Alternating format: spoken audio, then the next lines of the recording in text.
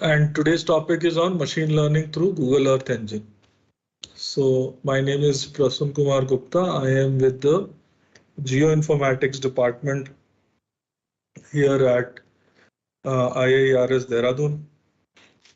And today I will take you through why we need Google Earth Engine, what is Google Earth Engine, what can it do, finally a little bit about the machine learning capabilities of Earth Engine, how it can be expanded to do more advanced stuff like deep learning, uh, and some of the works that we have carried out in this area. Uh, so as you probably know, there is an explosion of Earth observation data happening right now. This animation on the bottom shows that the number of objects in space circling around Earth is growing exponentially. And with new companies launching satellite constellations, this space is going to get crowded very soon. Apart from that, in terms of the development of sensors in Indian remote sensing satellites has been massive.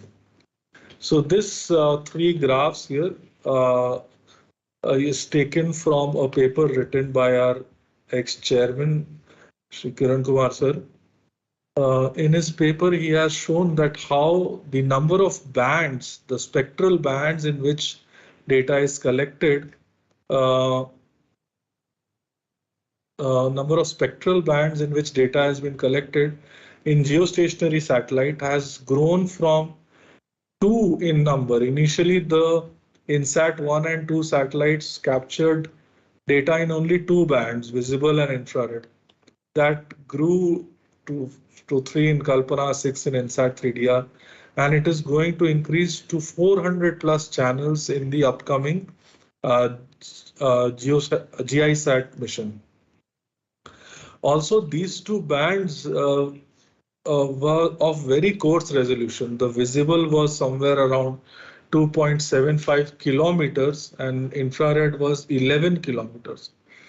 That is going to change massively, and about 55 times it is going to get better in visible range. So around 200 odd meter data and around 7.3 times in the infrared range.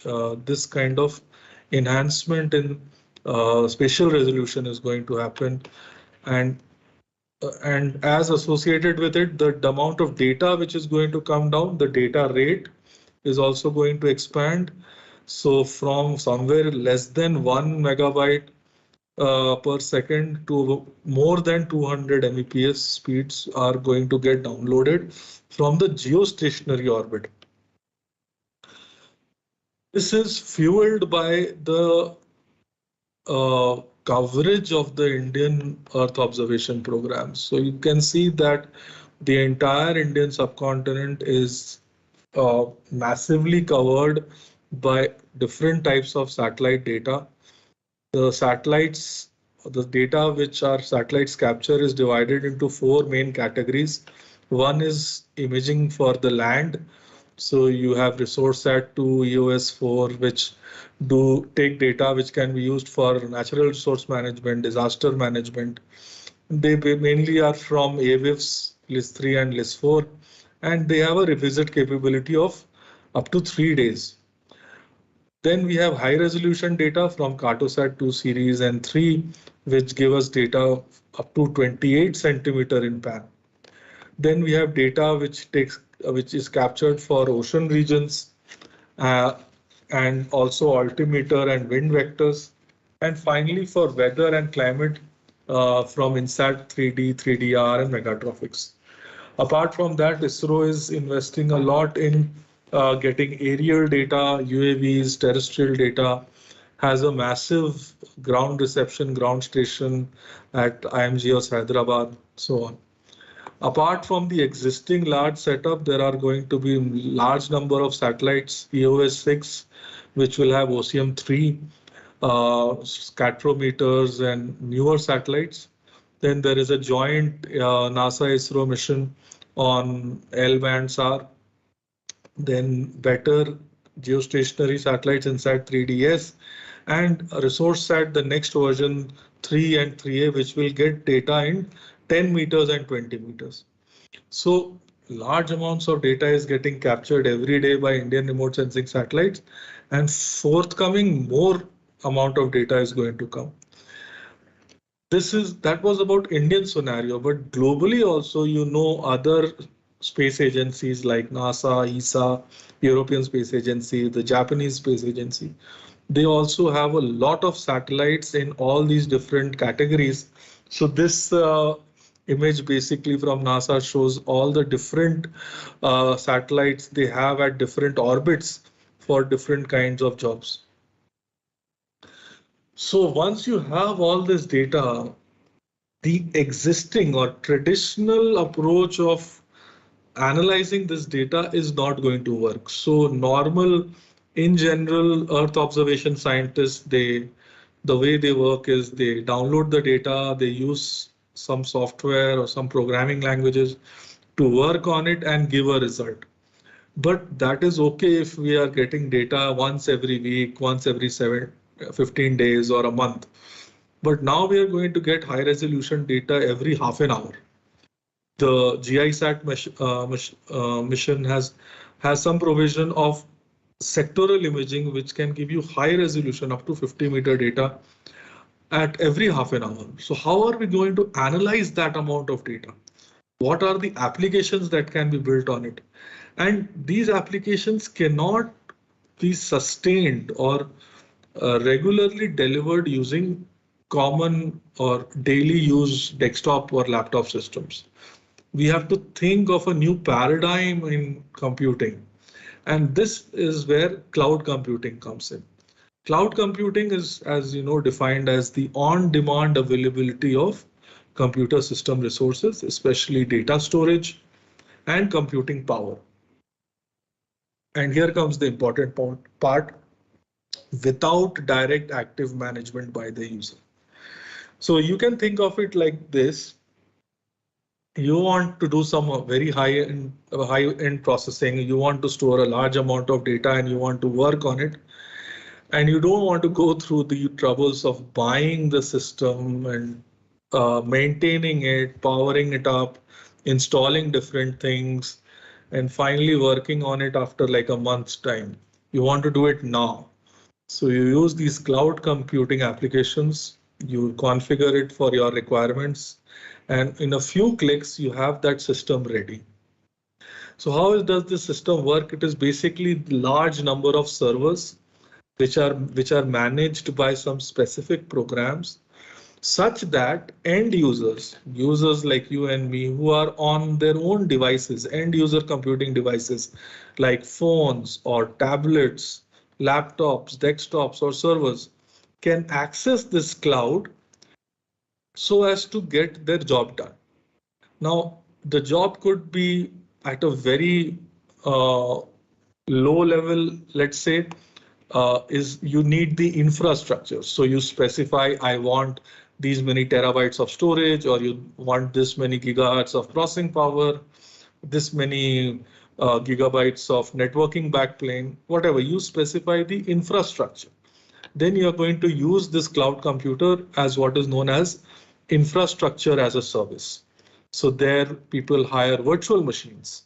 So we want a virtual machine which has, let's say, 3 gigahertz of processing, 16 terabytes of memory, and this specs, and we can use it for our processing and then only pay for what you use. Next is you could use it like a platform, like you want to use a database. You want to store your own data and you're not concerned about which system it is going to, but it should be up for 99.9% of the time. And you should be able to store your data, get back the data with maximum this much lag. So this is just one example. You could have a C++ or Java runtime. You could have storage, identity. Lot of things can be done. And this can be managed through the cloud. In those cases, it would be called as platform as a service. You are only using the cloud to run your execution runtime, your database, your web server, and so on. Or if you are not a computer engineer, you don't want to worry about the infrastructure, the platform, the programming language. You're just worried, you are just concerned with your application. My email should work, or my banking application should work, or my messaging application should work, or my news portal should work, or simply my on the cloud game. There are a lot of multiplayer games working today. It should work. So that then what you do, you use the cloud as software as a service. You only install your software and the rest the cloud providers will take care.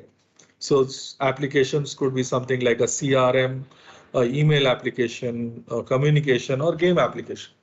So in such cases, the user will only be saying that I want my email to work. A very simple example is your email applications that you use. You probably use Gmail or Yahoo or Rediff, and you're not concerned where is the data going, which server is processing your request, and how soon will the email reach. All that backend work is taken care by the cloud provider. You are only interested in the email application. So you are basically a consumer of the software as an application.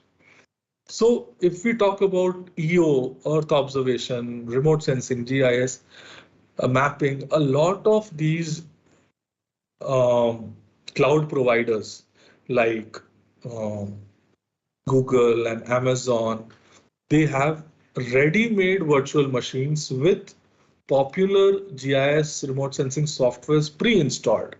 You just have to select, I want this software, I want this much RAM and this much hard disk, and just activate, and it will give you that system ready. Now you can do your work immediately without waiting for anything. So ready-made pre-installed softwares on virtual machines are also available on these cloud computers.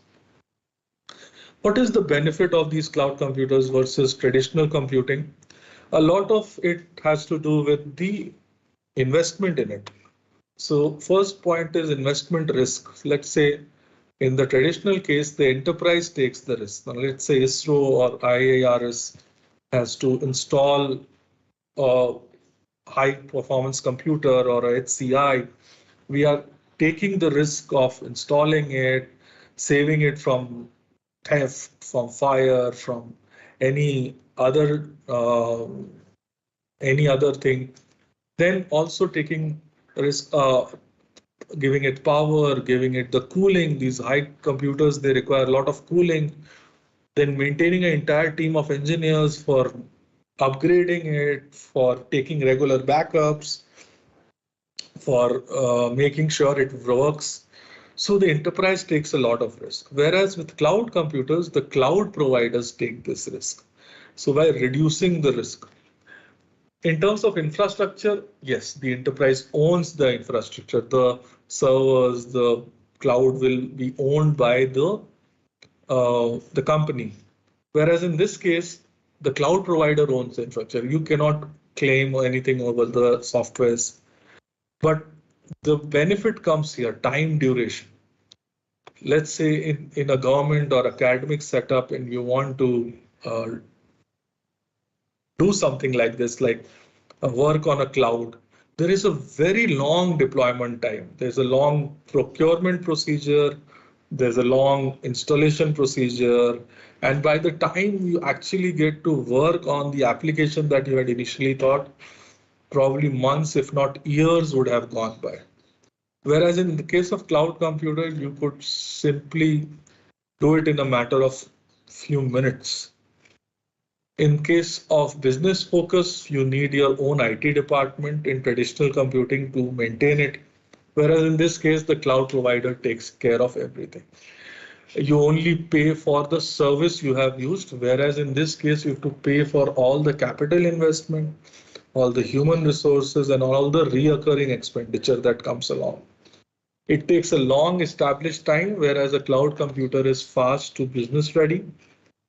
And most of the time, this is actually a major problem. Most of the time, since we are working during office hours, the rest of the hours, the night time, the resource that you have invested in is mostly underutilized or not utilized at all in most cases. Whereas in case of cloud computers, you are working during the day, America is working during your night time.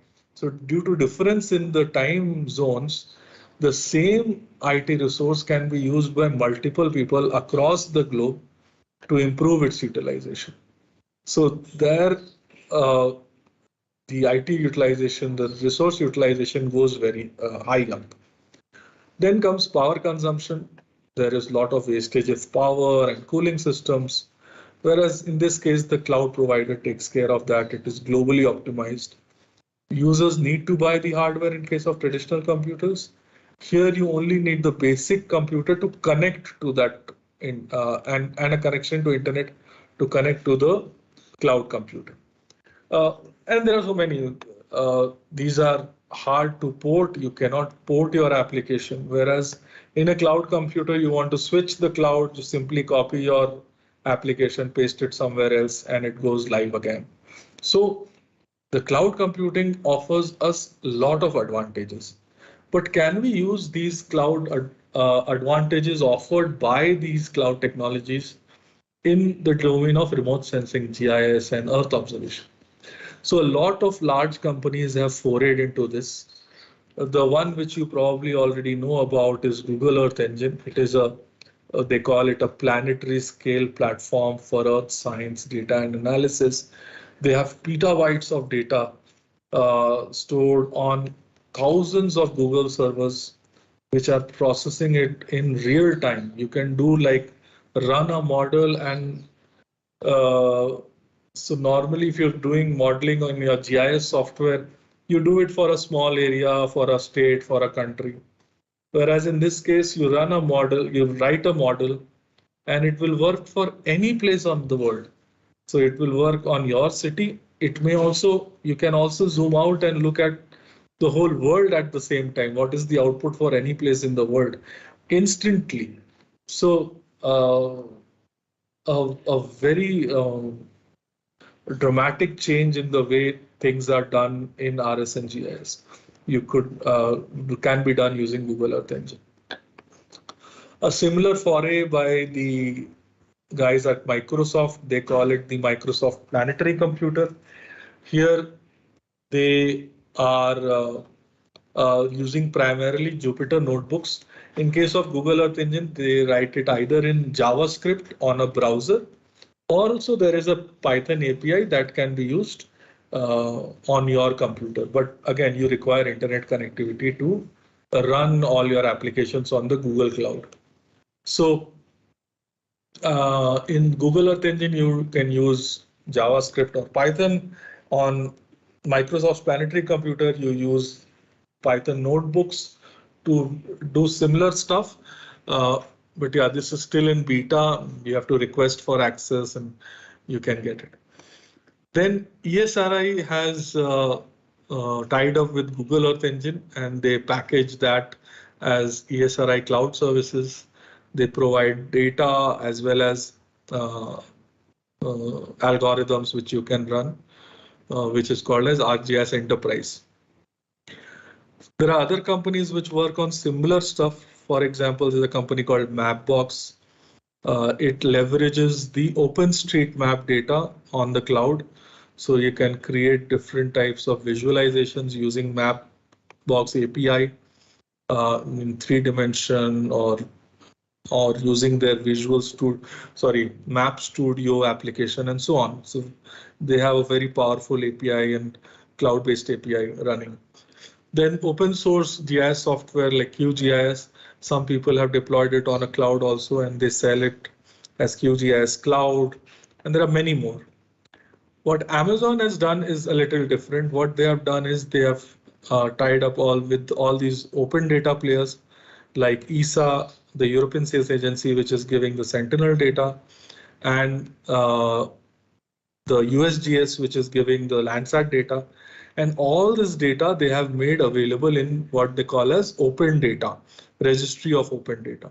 And you can simply access the data from a single line API call. Okay, so you are writing some code in JavaScript or Python or C++ Java, and you can use the Amazon API to write one single line of code and access all that data from the Amazon Open Data Archive. So this is one very powerful thing that Amazon is also building. But today we'll primarily focus on Google Earth Engine. We want to know what it can do, what is its functionalities, and so on. So Google Earth Engine primarily gives you two things. It gives you one, a lot of data. All the open domain data which is available in the world. Unfortunately, Indian remote sensing satellite data is not available currently, but you could get Indian remote sensing satellite data freely from the National Remote Sensing Center's portal called Bhuvan. Just search for BHUVAN Bhuvan on your browser. It will take you to ISRO's Geo portal, where you can download Indian remote sensing satellite data like Cartosat derived DEM or LIS3 data, AWIFS data, and so on. But Earth Engine gives you other global data sets on their platform. So for example, the entire Landsat, the entire Sentinel, Landsat starting from 1980s, Sentinel starting from 2015 or 17, MODIS since 2002, so on. So all this data is available on the Earth Engine catalog. Not only the raw data, but corrected data like top of atmosphere and surface reflectance. All these data products for both Landsat and Sentinel are available. For MODIS, the daily data in the large number of bands and derived products like land surface temperature, geophysical products, land products, lot of them are available on the Earth Engine public catalog. Then several high resolution DEM is also available. So for example, 30-meter SRTM, GTOPO, and some country specific higher resolution DEM. So for example, Netherlands has their own DEM, which is even higher resolution, and so on. This is for some of the countries.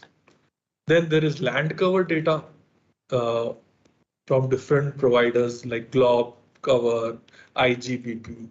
Very recently, they have launched a land cover which is derived from Sentinel. So it gives some 10-day or something composites, which they are calling as dynamic world. So that is land use land cover from Sentinel at a more frequent temporal resolution. People are still developing applications on how to use such kind of data.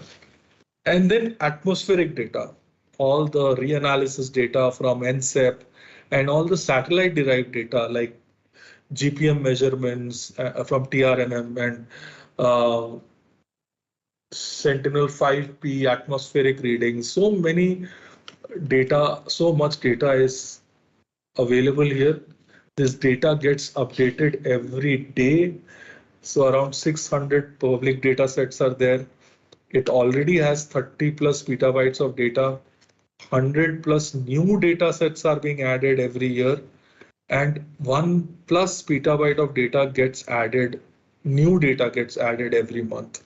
So you can imagine the amount of data it already has for you to access through code. Plus, you can also upload your own raster and vector files on their cloud so that you can use Google's power, processing power to process all that data.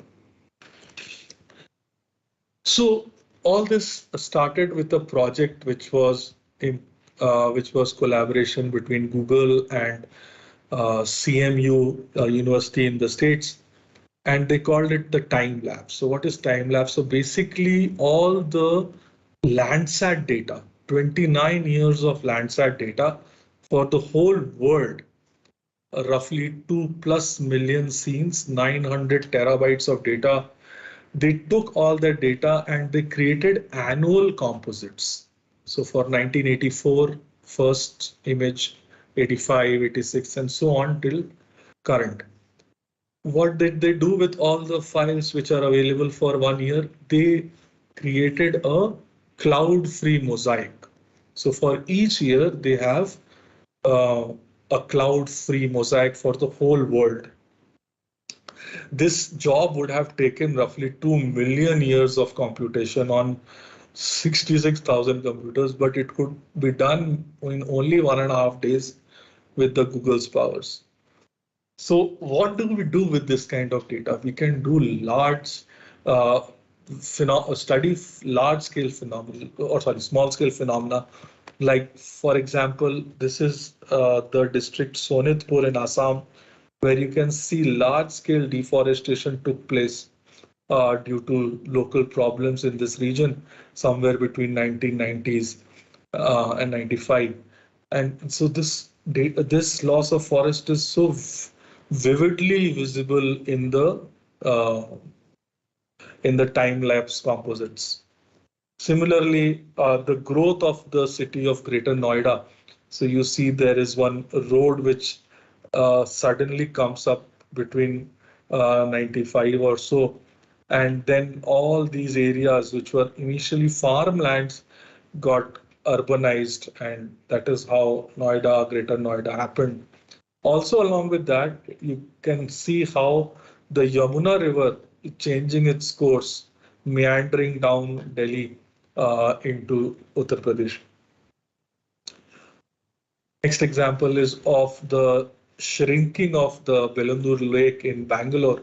So this is the old airport in Bangalore, and you can see Bangalore was called the city of lakes, and suddenly due to large scale urbanization, all these lakes have shrunk.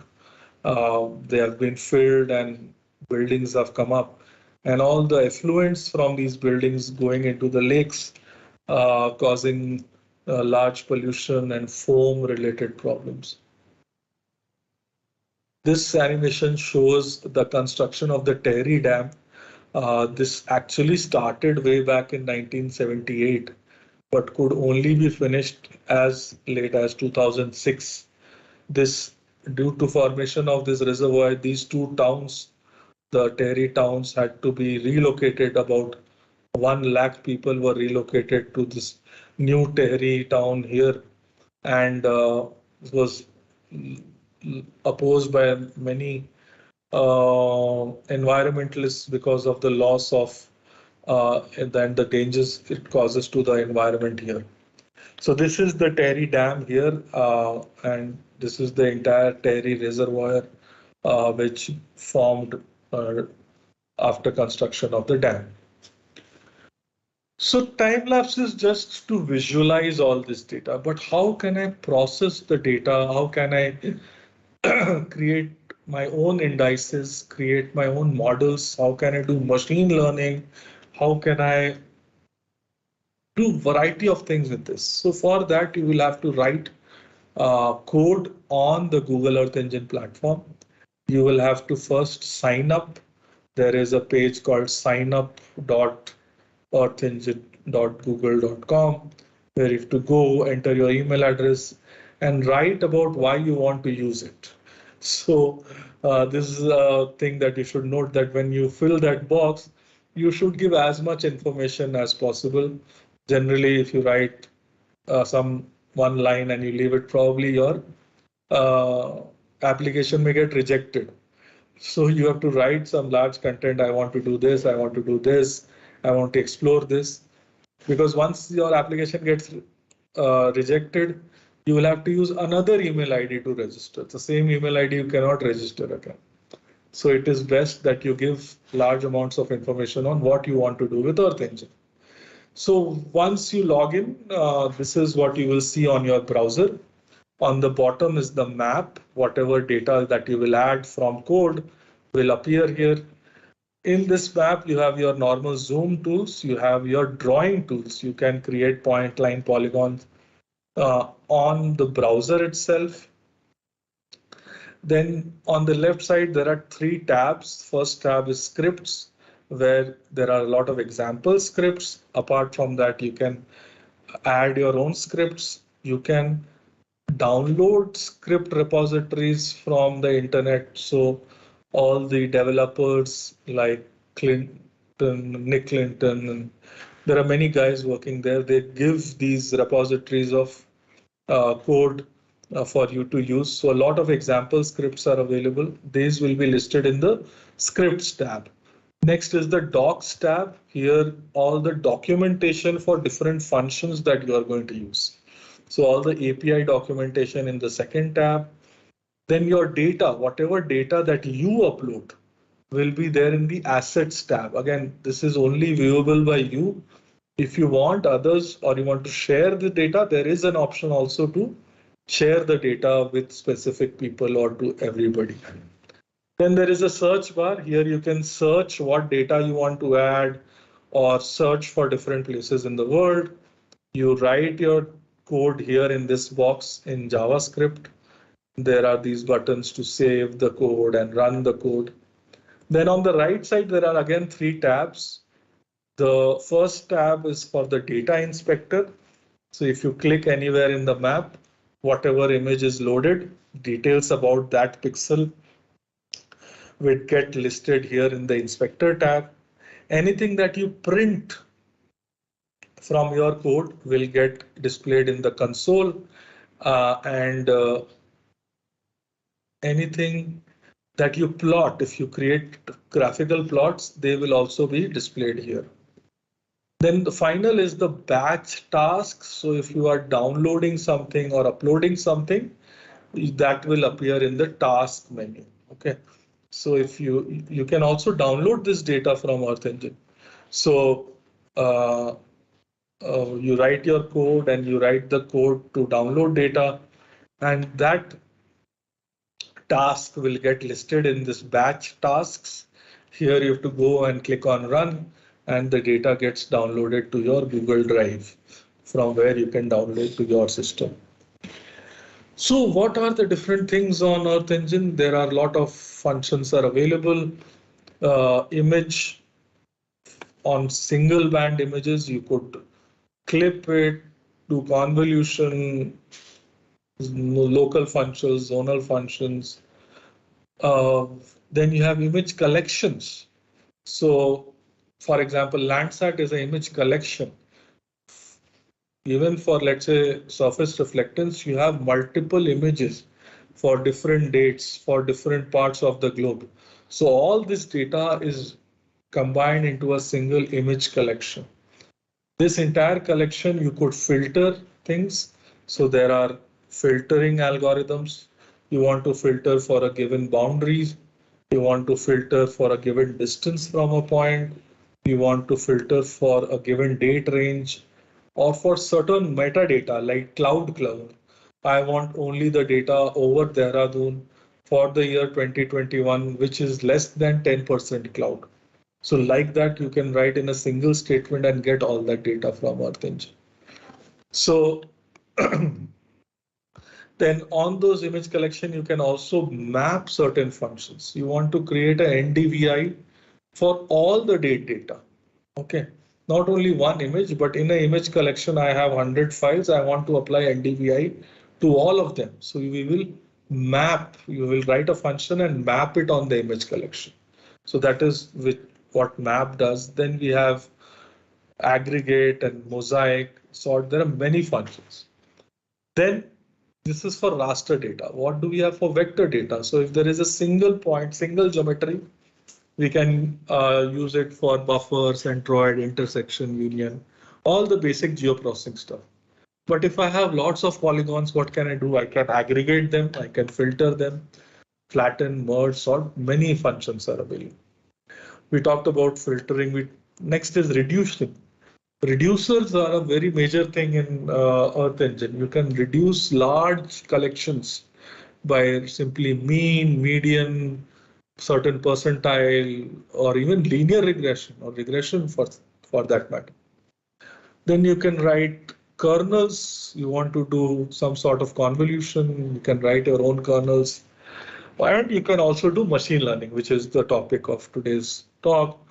You can apply all these different machine learning algorithms. These are built in.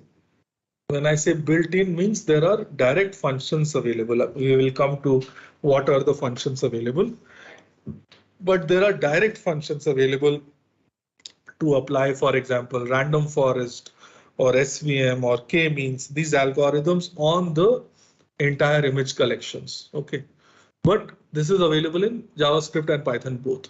But if you want to write your own model, I don't want to use SVM.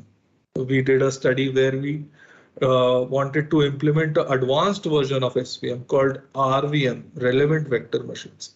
So we wrote our own code for it in Python, and we can, so Earth Engine allows you to run the API on Python also.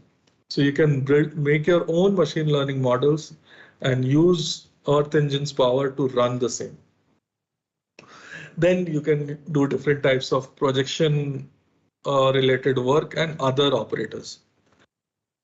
So what can Earth Engine do? Let's see it graphically. First, it can help you get one image. You can get a single image.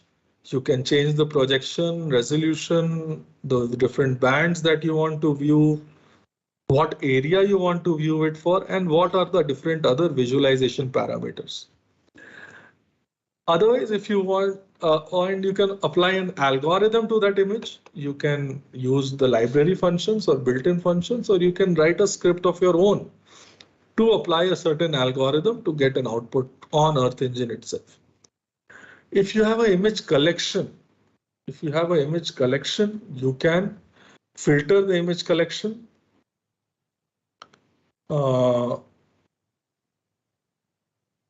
You can filter the image collection for a given time range, for a given area, for a specific metadata search. Then once you've got the required collection, you can map an algorithm. As I told you, you want to do NDVI for each image in the collection. So you can map an algorithm over the collection.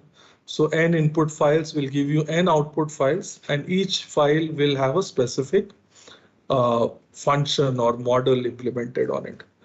These could be used to find out the cloud cover, mosaic for each month, NDVI, so many different things. Next, what you could do, you could use a reduce a collection, take a lot of images, n image to find out one image. This is normally what we do to find out cloud-free composites. Or you could use different other algorithms to convert n images to m number of images. This is a classical example when you use classifiers to convert your images to different other outputs. Once you have the required data, you can aggregate it also. You want to find out state-wise or district-wise NDVI, or what is the forest loss in each of the different years, and so on. So either spatial or temporal aggregation can be performed on Earth Engine. So on this slide, you see different visualizations. So on the left side, you see Sentinel-5P data. This is showing nitrogen dioxide concentrations during COVID-19 lockdown. Primarily, NO2 is released by vehicular emissions or by industries and thermal plants. So you see Delhi and Bombay and Calcutta and here Dhaka are large emitters of NO2.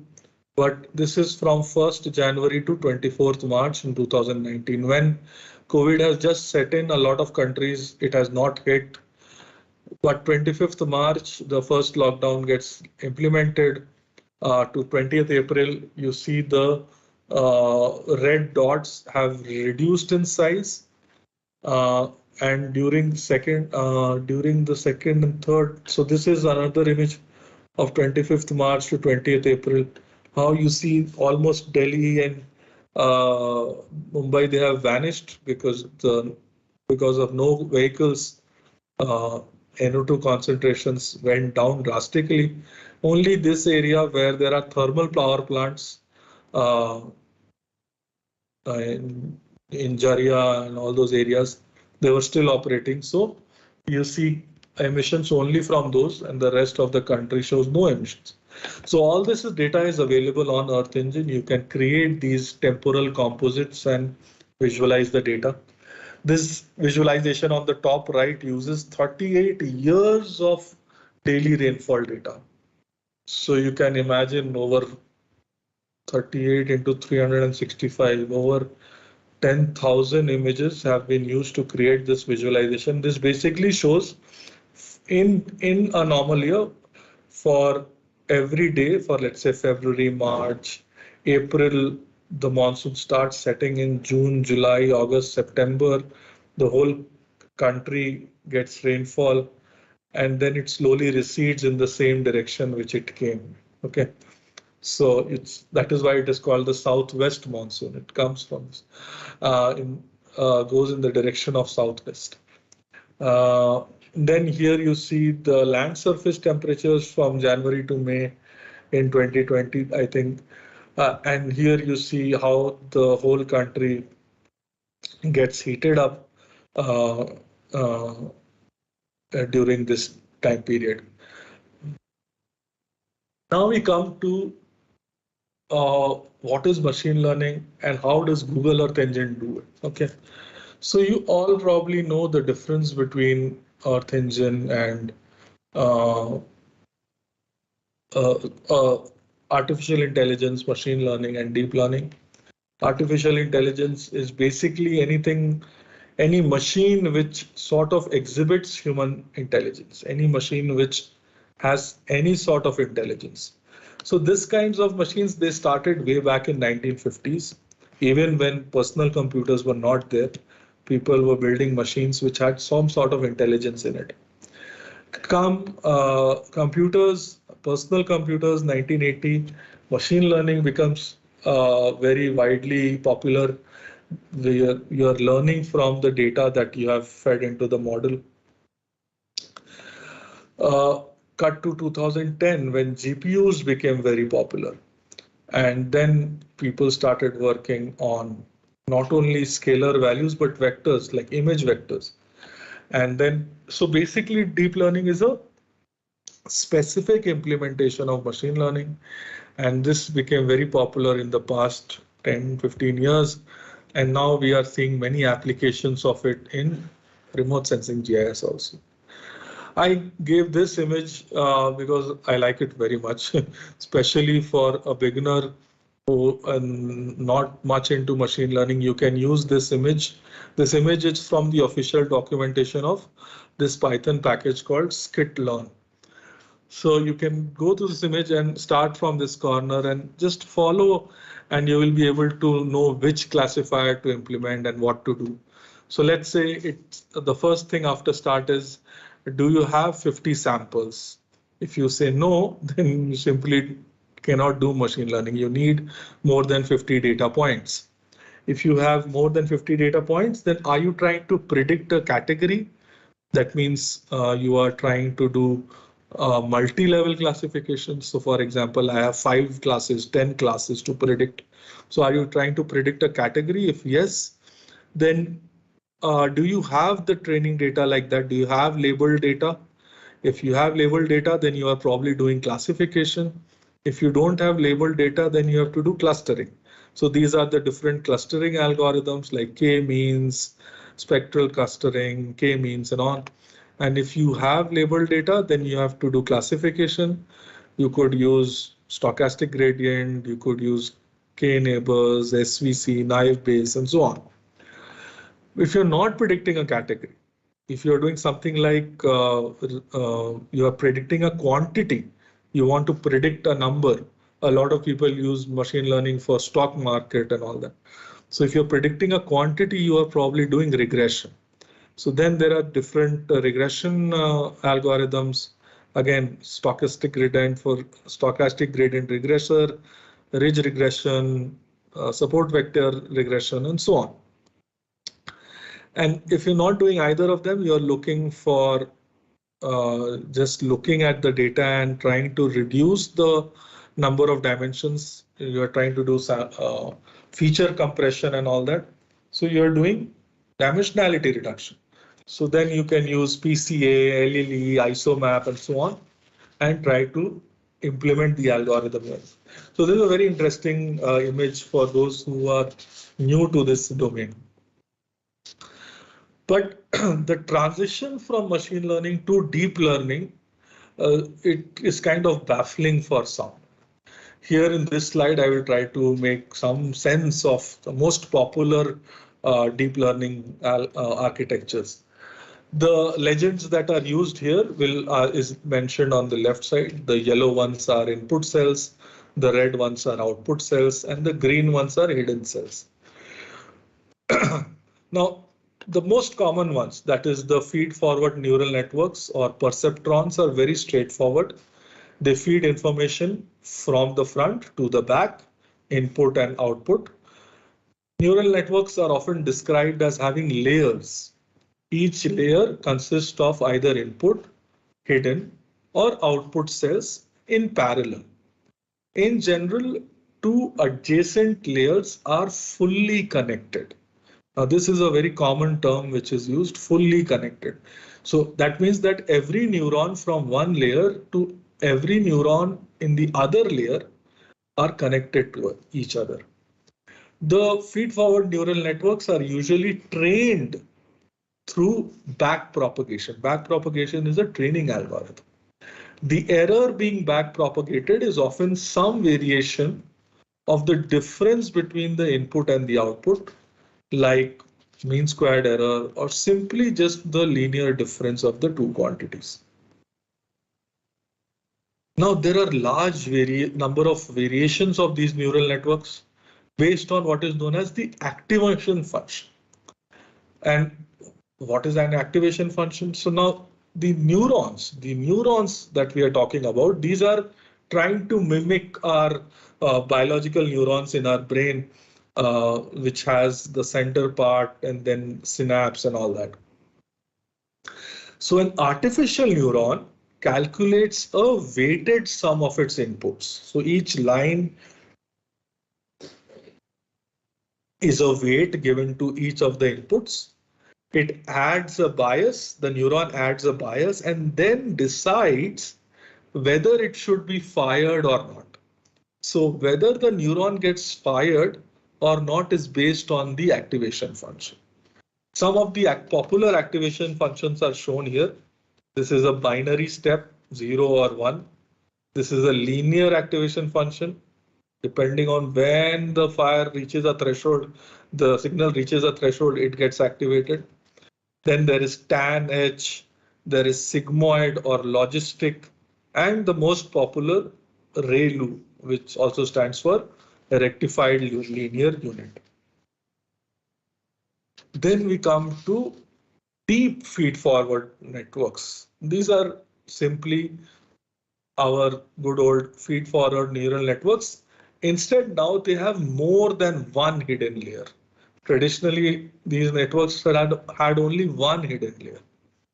So the deep feed-forward or DFF network is simply a feed-forward neural network with multiple hidden layers. With better and faster computers, deep feed-forward neural networks opened a Pandora's box of deep learning in the early 90s.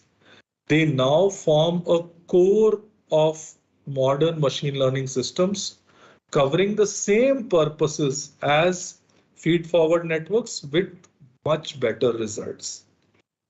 Then came our RNNs, recurrent neural networks. They introduced a different type of cell. These are called recurrent cells. Okay? Recurrent cells, each of these hidden cells receive its own input. You see there is a line connecting itself. It receives its own input with a fixed delay. RNNs is mainly used when context is important. when decisions from the past iterations can influence the current iteration. The most common example of such context are text. A word can only be analyzed in context with previous words or previous sentences. Okay. Then a variation of RNNs came. They are called LSTMs, or long short-term memory neural networks. They introduced a different types of cells called memory cells. Okay. These memory cells are a special cell that can process data when data has time gaps or lags. LSTM network can process, for example, video frames, keeping in mind something that had happened many frames ago. LSTM networks are also widely used for writing and speech recognition. LSTM is also useful in combating the vanishing gradient problem faced by our RNNs. Then came a set of networks called autoencoders, or AEs. These are used for classification, clustering, dimensionality reduction, etc. AEs can be trained without supervision. That is the main benefit of AEs. They can be trained without supervision. Their structure their structure is very unique. When their input cells are equal to the output cells, and the hidden cells are always less than the input cells. So such a structure basically helps or forces these autoencoders to generalize the data and search for common patterns. There are several variations of autoencoders, such as variational, denoising, or sparse autoencoders. Then came our most popular ones today called CNN, or convolutional neural network, also called deep convolutional networks, or DCN. These are the superstars of today of artificial neural networks nowadays. They are primarily used for image processing, but can also be used for other inputs like audio and text and so on. CNN features convolutional cells. Okay, so here you are seeing two animation. One is how convolution is happening. The other is how pooling is happening. Okay, so these are the two types of cells or layers which were introduced by CNNs. So CNNs feature convolutional cells or pooling layers and kernels, each serving a different purpose. Convolutional kernels actually process the input data, and pooling layers actually simplify the data, mostly using non-linear functions like max pooling and all. Typically, these are used for image recognition, and they operate on small subsets of the image, something like 32 by 32 or 64 by 64. Here it is shown as 3 by 3, but normally these sizes are more. And the input window is sliding along the whole image pixel by pixel. The data is passed to the convolutional layers. The data is passed through these layers that form a funnel kind of structure, compressing the detected features. In terms of image recognition, the first layer detects gradients. The second layer detects these lines or edges. The third detects the shape or textures, and so on. So fifth here detecting object parts, eighth detecting object classes. In real world implementation of CNN, not the general differentiating between cats and dogs, but in remote sensing based applications like classification of the input image to land use land cover, these deep convolutional networks are generally glued with a feed forward neural network at the end to further process the data, which allows for highly non-linear abstractions. These models with regions of interest larger than a pixel and with arbitrary levels of complexities are used to develop applications like land use, land cover, classification, object detection from high resolution imagery, and so on. Finally, we come to the last, one of the last neural networks, that is GANs. You had a separate session on GANs just before this. These represent a huge family of double networks: the encoder, the generator, and discriminator. They constantly try to fool each other. The generator generates some data and the discriminator tries to tell whether it is real or fake.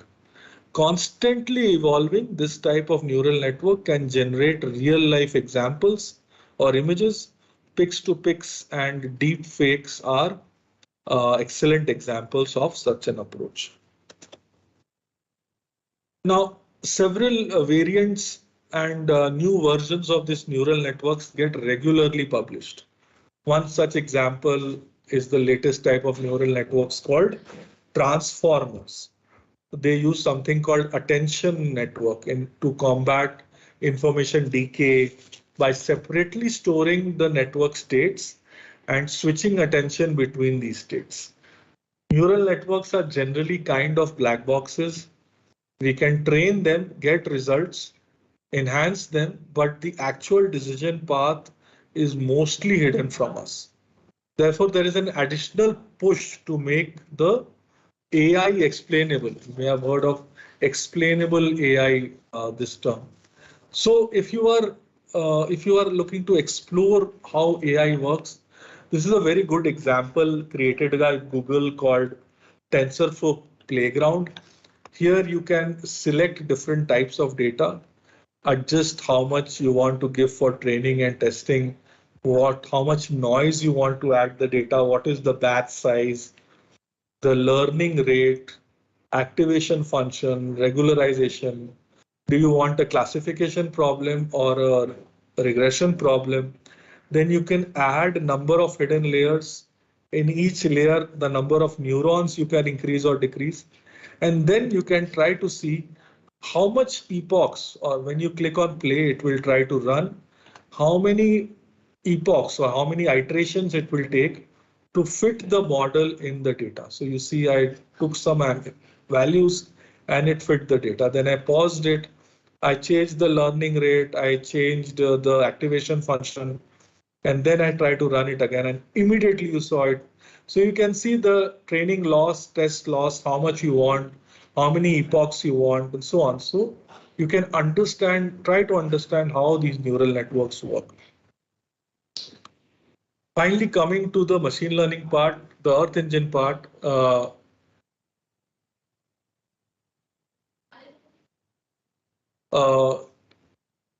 as I told you, a lot of functions are already built in Earth Engine. So the functions that are built in are classified under these two categories. One is classifiers and the other is clusterers. So basically for supervised learning and for unsupervised learning. So these methods are mainly like maxent, decision trees, support vector machines, classification and regression trees, gradient boost, naive Bayes, random forest, and so on. And once you apply them, to evaluate them, you have things like confusion matrix and so on. So many functions are available. These can be applied on Earth observation data to get your results. Similarly, for unsupervised learning, that is for clustering, you have your k-means, cobweb, cascaded k-means, x-means, and other new papers, new algorithms like LVQ and all that are also available. What if I want to use some other algorithms? So there are two approaches. One, you can write your algorithm in Python, download the data and run it offline on your system, but then you will be using your system's power. If you have less power, if it is a low configuration system, it may take more time. Or if you want to use Google's power, then you can export the data as something called TF record. This stands for TensorFlow record files. TensorFlow has a interface to read this also. They have a API to read this TF record files. So you can export the data to Google Cloud, and these TF records can be imported to your Python code on the Google Cloud, and your algorithm can run on Google servers. But this part requires you to, this is a paid service. So everything till here is free of cost. You need to only sign up. You can use the data, visualize it, download it, even run the built-in algorithms. This part where it requires to export it to TF records and then use Google Clouds to process it is done, is a paid service. So how it works is you basically use Earth Engine, take your remote sensing data, take your satellite data, or your you can also take shape files and other tables and export it as a TF record and take it to Google Earth Engine. Here you could export a table, you can export an image, both gets exported at TF records. Once it is there, you use TensorFlow to run your model, and the predictions can be re-uploaded back to Earth Engine for further processing. So this is how the whole thing works on Earth Engine. I want to conclude the session now by showing few of the applications that can be built on Earth Engine. Specifically, first I want to highlight the work done by us, published in Remote Sensing in 2021, that uses Earth Engine and the built-in classifiers like SVM, remote, RF, and CART, plus a new function that we created called RVM, or Relevant Vector Machines, for high temporal frequency land use mapping. Here, why we want to use Earth Engine is because we can test different parameters of this classification business. Now, classification is not only dependent on which classifier you use, but it also depends on things like class size. How much area is the class covering? Maybe in this whole Dehradun district, the water was very less, mostly forest or mostly agriculture. So what is the size of class? The number of classes, class heterogeneity, how it is spread out, are these classes mixed with each other, and other classification requirements. So studying the impact of these sampling strategies on these different machine learning classifiers based on the cloud-based Earth Engine was done, and it was published in a high impact factor paper. The next work I want to discuss is that we use machine learning to map seagrass. Now, seagrass is a very important species. It is basically submerged grass, which is found in these coastal areas. And it is not in very deep into the sea. It is very close to the about a few hundred meters from the coast. And why is this important is because it is home to some of the very unique species. You may have heard of a sea animal called dugongs. These are also called sea elephants. And it is their favorite place. That is where they live and breed and survive, in the seagrass. So seagrass is very important. And it is because of human activity, large number of fishing activity, and also due to cyclones and all, these seagrasses are slowly dying. So it is very important to frequently study the spread of the seagrass. So we now, since it is submerged, so optical remote sensing has certain limitations. It cannot go inside the water, but there are certain depth. There's something called DII, depth invariant index, DII, which can be used to nullify the effect of water and try to study what is below it. So using these indexes and different data like Landsat and Sentinel, how our machine learning classifiers work and how close were they to field observations. This was done in this MSc thesis work in 2020. Apart from that, this is not a machine learning work, but very important work which has been done on Earth Engine. So this river that you see in this false color composite is the Ghaggar River. in part of Uttar Pradesh. Here you see Barabanki, Faizabad, and all. And this river is very infamous because it constantly changes its path. Okay, so somebody's built a settlement there, and maybe in a few years it gets inundated. So how do we understand the river? So the generally what people do is they study the geomorphology. So the geomorphology is basically uh,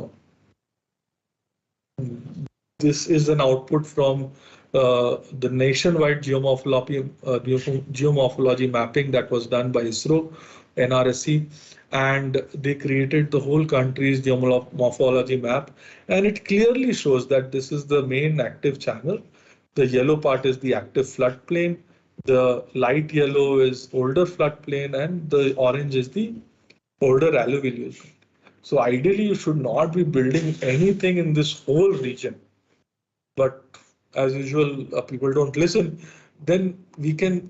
So what we did is we took the entire satellite data collection, Landsat from 80s, MODIS from 2000s, and Sentinel from 2017 onwards. And for the given area, all the images were taken. For each image, you may have heard of this index called NDWI, normalized difference water index was created. And so for each day, I have a NDWI image. So whether the pixel has water or not. And so for this, we took for the entire 30-year data, and then we found the probability of occurrence of water. So this is what the result shows. I have zoomed in for this area, and you can see how frequently the river course is changing. Although the water most of the time it is in this part, which is dark blue, but in general, the water can be anywhere in this entire active floodplain. So this can be an important input which goes to decision makers, town planners, even disaster management agencies. Uh, so this was published as part of a conference paper. Some of the works which have been done by Google, some of the notable works I want to emphasize. One is one of the first works. This was published by the lead author was Hansen in 2013 in Science magazine. What they have done is they have generated annual forest loss maps. So how much area has gained and how much forest has lost for the whole globe annually they have generated. This is an important product which is available and it has been highly cited. Same thing was used for another project called Global Forest Watch. Here, basically, this is the Amazon forest. Here, what they do is because of during illegal felling, is that they create a road inside the forest, and then they create arterial roads orthogonal to this road, uh, and then they logging and then they take out all the wood. So to stop that, you have to cut the road as soon as it starts building. So what they did is create this website which uses Earth Engine.